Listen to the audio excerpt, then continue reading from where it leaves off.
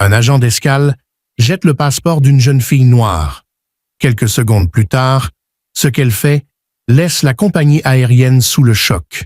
« Oups, on dirait que vous n'allez prendre l'avion nulle part aujourd'hui. » Ces mots résonnent dans l'air, à la porte d'embarquement B23 de l'aéroport Paris-Charles de Gaulle, alors qu'une agente d'escale se tient près d'une poubelle, un sourire satisfait se dessinant sur son visage. Une jeune fille noire de 13 ans regarde avec incrédulité l'endroit où son passeport vient d'atterrir froissé, au milieu des gobelets de café et des cartes d'embarquement usagées. La plupart des enfants paniqueraient, la plupart pleureraient, la plupart se sentiraient impuissants face à un adulte en uniforme qui vient de détruire leurs documents officiels. Mais Amara Diallo n'est pas comme la plupart des enfants. En quelques secondes, elle plonge la main dans son sac à dos et sort son téléphone. Ses mains tremblent légèrement, mais sa voix est stable et claire lorsqu'elle appuie sur le bouton d'enregistrement. Elle énonce son nom, la date, l'heure et le lieu. Puis, elle dit quelque chose qui fige l'expression suffisante de l'agente. Ce que vous venez de faire viole l'article 225.1 du Code pénal français, qui interdit la discrimination fondée sur l'origine ou la race dans les services recevant une aide de l'État. Cet aéroport reçoit des fonds publics. Vos actions constituent un délit de faciès au regard de la loi française. J enregistre ceci à des fins légales. Le visage de l'agente se vide de toute couleur. D'autres passagers sortent de leur téléphone et commencent à filmer. Quelqu'un à l'aide, quelqu'un d'autre murmure « Oh mon Dieu !» En quelques minutes, la sécurité de l'aéroport arrivera. En quelques heures, cette vidéo aura des millions de vues.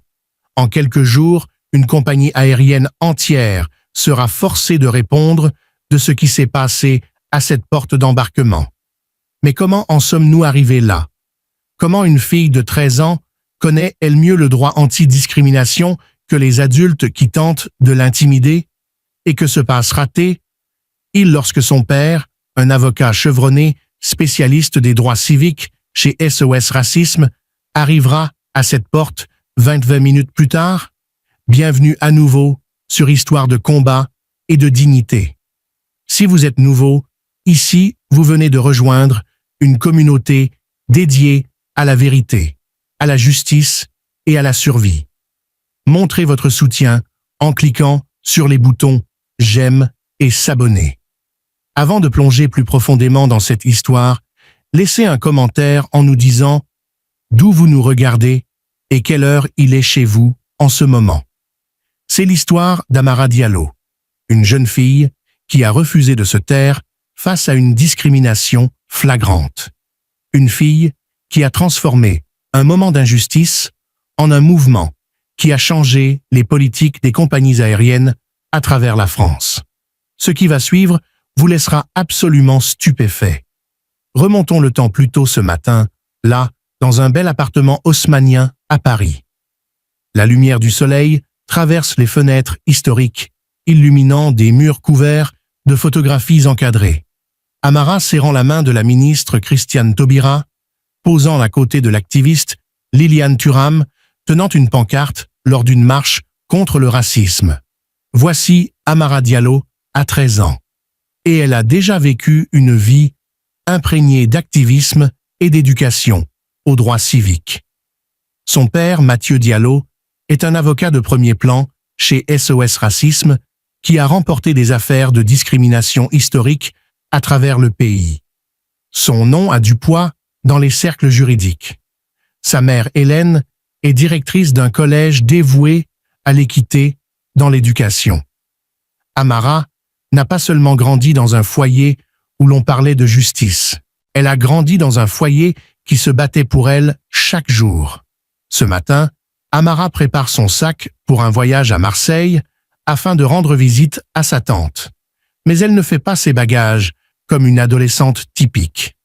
Avec ses vêtements, elle place soigneusement des documents pour son club de débat, des livres sur le droit constitutionnel et un dossier contenant des documents imprimés sur les droits des passagers. Sur son souhait à capuche, un patch proclame « Connais tes droits » en lettres grasses. Dans la cuisine, Mathieu prépare le petit déjeuner tout en interrogeant sa fille. Il lui pose des questions sur les articles du Code pénal relatifs à la discrimination. Sans hésitation, Amara explique qu'ils interdisent que la discrimination fondée sur la race, la couleur ou l'origine nationale dans tout programme recevant une aide financière publique, ce qui inclut les aéroports. Son père sourit avec fierté et lui demande ce qu'elle devrait faire si quelqu'un violait ses droits. La réponse d'Amara est immédiate. Tout documenter, rester calme, citer les lois spécifiques et le contacter immédiatement. Hélène observe cet échange avec un mélange de fierté et d'inquiétude. Son bébé n'a que 13 ans et elle s'apprête à traverser le pays seule. Mais Mathieu rappelle à sa femme que leur fille est mieux préparée que la plupart des adultes. Il la forme depuis qu'elle est assez grande pour comprendre ce que signifie la discrimination. Il lui a appris que la connaissance est le pouvoir, que la documentation est la preuve et que la persistance calme l'emporte toujours sur les éclats de colère. Avant qu'Amara ne parte, Mathieu lui donne quelque chose de spécial. Une petite carte plastifiée, répertoriant les droits des passagers et les contacts juridiques d'urgence. Elle est usée sur les bords portés lors de voyages précédents. Puis il lui rappelle quelque chose que Martin Luther King Jr. a dit un jour. Une injustice, où qu'elle soit, est une menace pour la justice partout. Amara termine la citation sans qu'on le lui demande. Elle l'a entendue 1000 fois. Elle est sur le point de la vivre. À l'aéroport, Charles de Gaulle.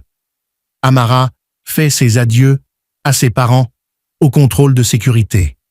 Le passage se déroule sans encombre. Un agent complimente même son souhait. Connais tes droits, disant que sa propre fille s'intéresse aux droits. Amara sourit et le remercie, puis se dirige vers sa porte d'embarquement avec confiance. Elle a déjà voyagé seule, 6 fois, sans aucun problème. Elle n'a aucune raison de penser qu'aujourd'hui sera différent. En traversant le terminal, elle révise les notes de son débat sur sa tablette. Son sujet pour la prochaine compétition est le racisme systémique dans les institutions françaises. Elle a fait des recherches sur tout de la discrimination au logement à la violence policière, en passant par les inégalités de financement dans l'éducation. Elle a préparé des discours, rassemblé des statistiques et élaboré des arguments. Ce qu'elle ne sait pas encore, c'est qu'elle est sur le point de recevoir une leçon pratique qu'aucune préparation de débat n'aurait pu lui fournir. La porte B, -23, apparaît. Le tableau d'affichage indique le vol AF-4 à 47 pour Marseille départ, prévu dans 45 minutes. Derrière le comptoir se tient Sophie Dubois, l'agente d'escale principale, la trentaine avancée avec une queue de cheval blonde, serrée des yeux bleus froids et un pince aux couleurs de la France sur son uniforme impeccable. Amara ne s'approche pas tout de suite. Au lieu de cela, elle observe. C'est quelque chose que son père lui a appris. Observe comment les gens traitent les autres avant d'interagir avec eux. Tu peux apprendre tout ce que tu as besoin de savoir sur le caractère de quelqu'un en regardant comment il traite les gens qui ne peuvent rien lui apporter. Et ce qu'Amara observe au cours des 5 minutes suivantes, lui noue l'estomac. Dubois accueille les passagers blancs avec de grands sourires et des conversations amicales. Elle traite leurs cartes d'embarquement rapidement, leurs souhaits d'agréables vols et bavarde de leur destination. Mais lorsque des passagers racisés s'approchent de son bureau, tout change. Son sourire disparaît.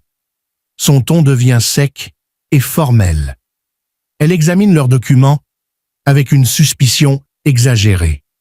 Une famille maghrébine s'approche du comptoir et Amara regarde Dubois examiner leur passeport avec une concentration intense.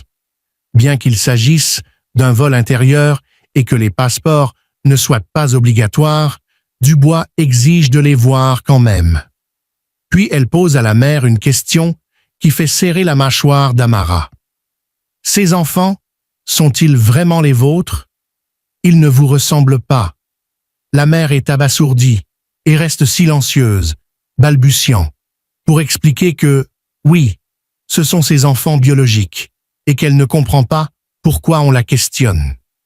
Dubois les laisse finalement passer, mais le mal est fait.